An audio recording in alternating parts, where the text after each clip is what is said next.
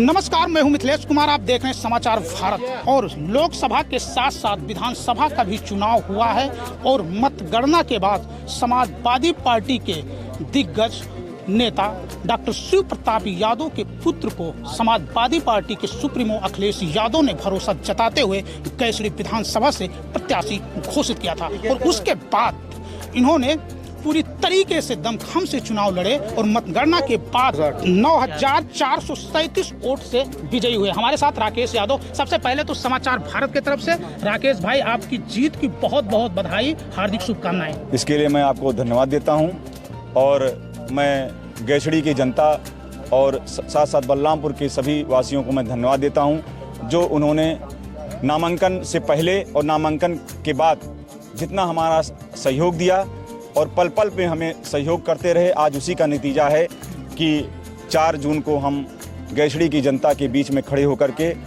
प्रमाण पत्र ले रहे हैं और गैसड़ी का विश्वास जीत रहे हैं। राकेश भाई, आपके पिता स्वर्गीय डॉक्टर शिव प्रताप यादव गैसड़ी विधानसभा से कई बार विधायक थे, मंत्री थे, वहाँ की सेवा किए। उनके स्वर्गवास होने के बाद टिकट आपको दिया गया। आपने बहुत वादा किया है जनता से। अब जनता ने आपके वादों को लेकर के आप पे भरोसा जताते हुए आपको विजयी बनाया और भारी आपके पिताजी जितने वोट पाए उससे दुगना वोट से आपको चुनाव जिताए हैं।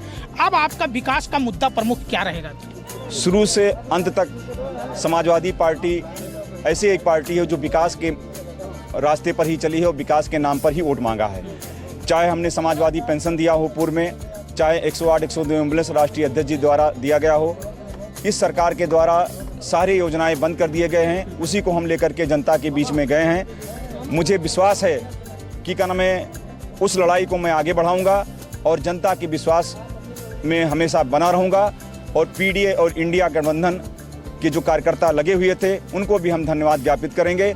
और जो विकास का कार्य हम सत्ता में नहीं है लेकिन संघर्ष के माध्यम से हम जरूर विकास कार्य कराएंगे गैसड़ी की लोगों का। राकेश भाई, जीत की बहुत बहुत बधाई हो, लेकिन जीतने के बाद अब गैसड़ी विधानसभा की जनता को आप क्या कहना चाहेंगे? हम गैसड़ी विधानसभा की जनता ने जो हमें विश्वास हमारे पर किया है, मुझे इतनी शक्ति प्रदान करे कि उस विश्वास को मैं कायम रखूं। और जिस तरह मंत्री जी बीच में लोकप्रिय रहे हैं लोगों के, मैं चाहूँगा कि मुझे भी वो सौभाग्य मिले और लोगों के बीच में मैं मिलजुल कर के काम करूं और छोटे से बड़े कार्यकर्ताओं का मैं सम्मान करूंगा। और पीडीए का जो नारा है राष्ट्रीय अध्यक्ष अखिलेश यादव जी का, उसको भी मैं आगे बढ़ाऊंगा और संविधान बचाने के लिए मैं जहां तक जा पाऊंगा वहां तक जाने की कोशिश करूंगा। संविधान बदलने वाले जो बात कर रहे थे, आपसे मेरी बात भी हुई थी। आपके पीडीए के जो प्रत्याशी थे, आप लोग थे। संविधान बदलने वालों को आप लोग, आपकी जनता, आप लोगों ने बदल दिया, क्या कहेंगे? जो संविधान बदलेगा तो उसको जनता जरूर बदलेगी और संविधान से बढ़कर के कोई चीज़ नहीं है। बहुत बहुत धन्यवाद राकेश भाई। और समाचार भारत की तरफ से आपको बहुत बहुत बधाई कि जनता ने जिस तरीके से आपको विश्वास देकर के आपको विधानसभा भेजा है, आप उन जनता के मुद्दों पे खरे उतरे और वहाँ पे विकास और डेवलपमेंट के काम करें। तो ये थे राकेश यादव और इनका साफ कहना है कि जिस तरीके से गैसड़ी विधानसभा की जनता ने चुनाव जिता करके विधानसभा भेजने का हमको काम किया है, भरोसा जताया है, उनके भरोसे पे हम खरा उतरने की कोशिश करेंगे।